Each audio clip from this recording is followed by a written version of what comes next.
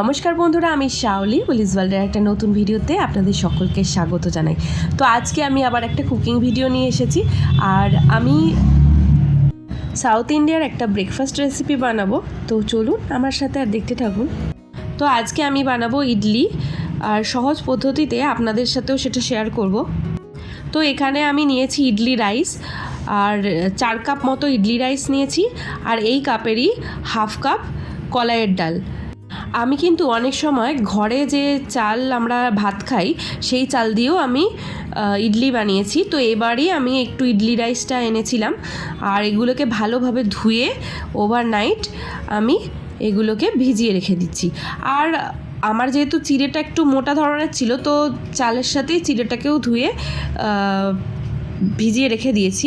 আপনারা পসিবল হলে পরের দিন সকালেও চিড়েটাকে ধুয়ে ভিজাতে পারেন। তো পরের দিন সকালে আমি এবার এগুলোকে মিক্সিতেই পেস্ট করে নেবো। আমার কাছে যেহেতু গ্রাইন্ডার নেই, মিক্সিতেই পেস্ট করে নেওয়া যাবে, তবে আলাদা আলাদাভাবে পেস্ট করতে হবে। প্রথমে আমি কলাইয়ের ডালটাকে পেস্ট করে নিলাম, দিয়ে একটা পাত্রে ঢেলে রেখেছি। এবার আমি চালগুলোকে 2-3টে ভাগ করে মিক্সিতে পেস্ট করে নেব। তো সম্পূর্ণ চাল আর ডালটা আমার এখানে পেস্ট করা হয়ে গেছে। এবার আমি ওই আলাদা আলাদা পেস্ট করে এবার সেটাকে ভালোভাবে মিক্স করে নিয়েছি। তো এই যে এরকমভাবে মিশ্রণটা তৈরি করে নিয়েছি আমি। এবার ঢাকা দিয়ে এমন একটা জায়গায় রেখে দেবো যেখানে আর নড়াচড়া হবে না। তবে হ্যাঁ, এটা ফ্রিজে রাখা যাবে না, বাইরেই নর্মাল টেম্পারেচারে রাখতে হবে, প্রায় 12 থেকে 15 ঘন্টা। এবার আমি বানিয়ে নেব সাম্বার মশলা। সাম্বার মশলার জন্য এখানে দিয়ে দিয়েছি কড়াইয়ের মধ্যে ছোলার ডাল, একটু কলাইয়ের ডাল। এরপর ভালোভাবে ডালগুলোকে ভেজে একটু নামিয়ে রেখে দিলাম আলাদাভাবে।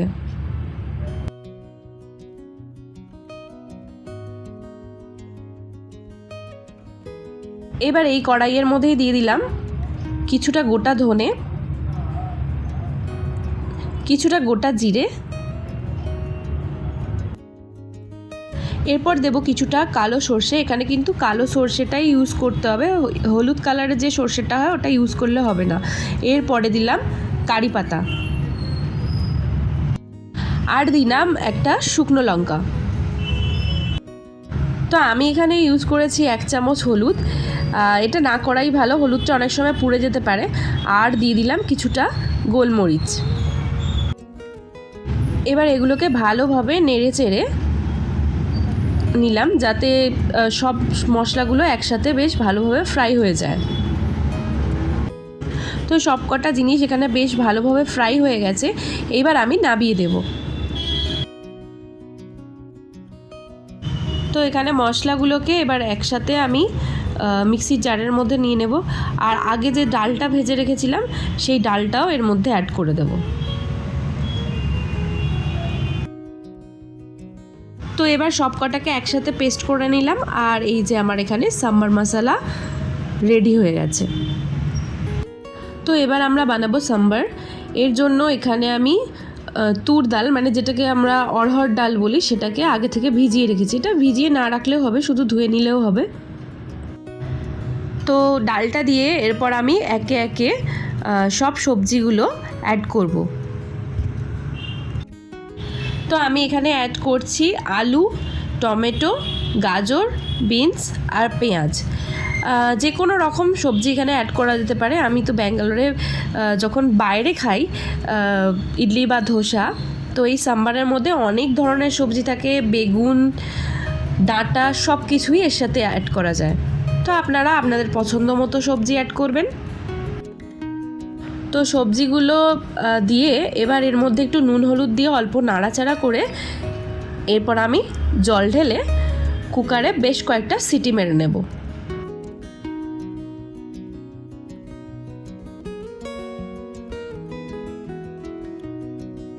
এরপর আমি অ্যাড করে দিলাম অনেকটা জল, আর কয়েকটা সিটি এখানে দিয়ে নেব। মোটামুটি 4 থেকে 5টা সিটি দিতেই হবে, কারণ এই সাম্বারে না ডালের সাথে সবজিগুলো একদম মিশে থাকে। এবার আমি একটা কড়াইয়ের মধ্যে তেল নিয়ে নিলাম, সর্ষের তেল এখানে আমি ইউজ করব।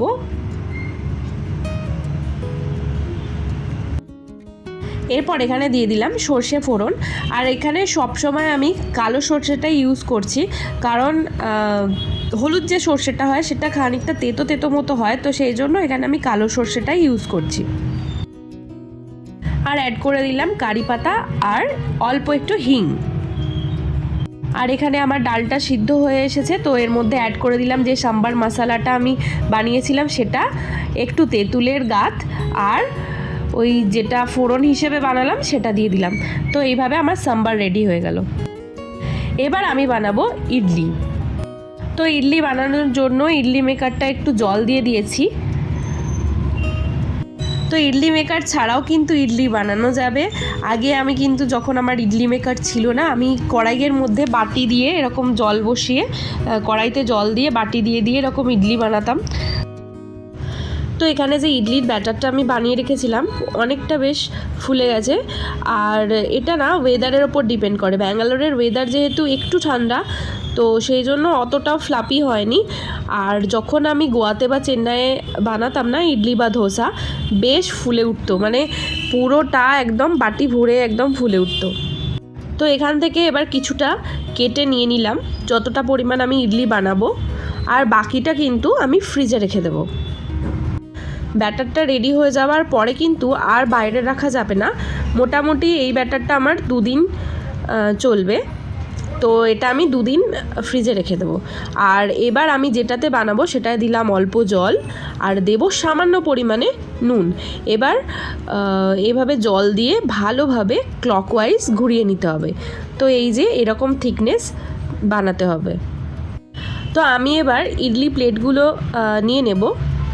তো এখানে ইডলি প্লেটগুলোতে আমি অল্প করে তেল দিয়ে হাতে করেই একটু মিশিয়ে নিলাম।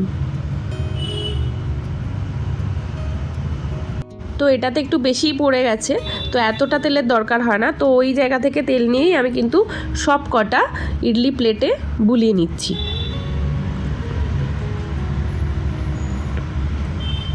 এই ইডলি কিন্তু খুব ভালো একটা খাবার, আর এটা একদম অয়েল ফ্রি, মশলা ফ্রি, আর পেটটাও বেশ অনেকক্ষণ ভরা থাকে যেহেতু চাল আর ডাল দিয়ে তৈরি। তো এখানে আমি সব কটা ইডলি প্লেটে তেল বুলিয়ে নিয়েছি। এবার ব্যাটারটা আস্তে আস্তে ঢেলে দেব। অল্প করে ঢালতে হবে আর একটু জায়গা ফাঁকা রাখতে হবে, না হলে ইডলিগুলো ফুলে একটা প্লেটের সাথে আর একটা প্লেটে লেগে যাবে। তো এখানে আমি কিছুটা জায়গা ছেড়ে রেখেছি।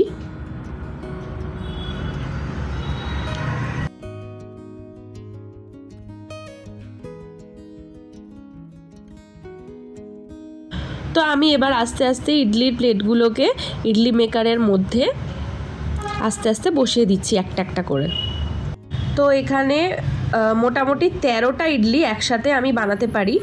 আর এইভাবে চাপা দিয়ে 10 থেকে 15 মিনিট আমি রাখলাম গ্যাসের ওপরে। তো এই যে আমার ইডলি রেডি হয়ে গেছে। আর এইগুলোকে না গরম গরমই সাথে সাথে তুলে নিতে হবে, না হলে প্লেটের সাথে লেগে যেতে পারে। আর আমি অনেক জায়গায় ইডলি বানাতে দেখেছি, তো এই ইডলি প্লেটের ওপরে আমরা যেমন তেল ব্রাশ করলাম, ওরা একটা কাপড় দিয়ে দেয়, তো তার ওপরে ব্যাটারটা দেয়, তাহলে মানে সেই কাপড়টার ওপর থেকে তাড়াতাড়িভাবে খোলা যায় আর কি। তো এই যে এখানে আমি সব কটা প্লেট আস্তে আস্তে বার করে নিচ্ছি। আর যেহেতু গরম গরম আমাকে বার করে নিতে হবে, সেজন্য একটু তাড়াহুড়োই করছি।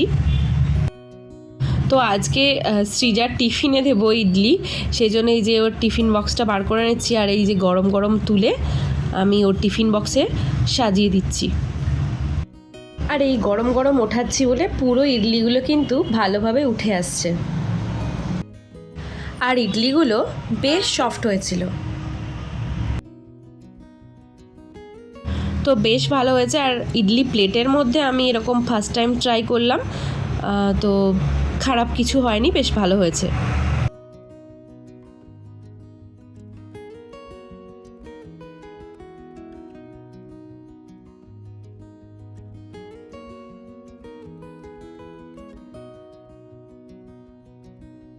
তো এখানে সৃজার টিফিন রেডি, কেননা ও ইডলি আর সাম্বার খায়, সেই জন্য ওর টিফিনটা আমি রেডি করে দিয়ে দিলাম।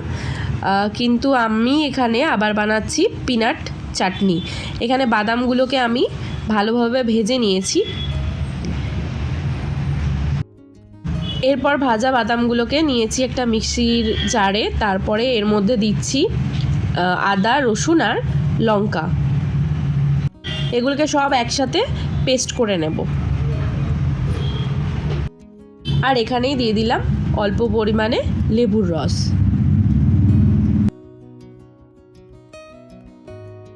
তো সব কটাকে একসাথে পেস্ট করে আমি রেখে দিয়েছি। এবার একটা কড়াই নিয়ে নিলাম, এতে দিলাম অল্প সাদা তেল। তেলের মধ্যে দিলাম সর্ষে, একটা শুকনো লঙ্কা, কিছুটা হিং আর অল্প কারি পাতা। তো এটাই আমি ওই সাম্বারেও দিয়েছিলাম, আর চাটনির ক্ষেত্রেও এইটাই দেওয়া হয়। তো এখানে ভালো করে ফ্রাই করে নিলাম।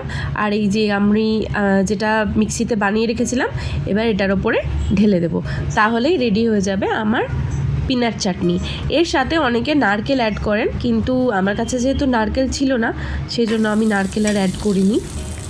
এর সাথে নারকেল অ্যাড করলেও দুর্দান্ত স্বাদের একটা পিনাট চাটনি বা নারকেলের চাটনি বানানো যায়।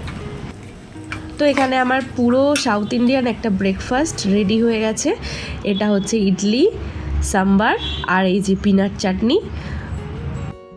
তো এই ব্রেকফাস্টটা আমাদের সবারই খুব প্রিয়, আজকে বানাচ্ছিলাম তাই ভাবলাম আপনাদের সাথে শেয়ার করি। কেমন লাগলো অবশ্যই কমেন্টে জানাবেন। যদি ভালো লেগে থাকে একটা লাইক আর সাবস্ক্রাইব করবেন। সকলে খুব ভালো থাকবেন, সুস্থ থাকবেন। দেখা হচ্ছে পরবর্তী ভিডিওতে।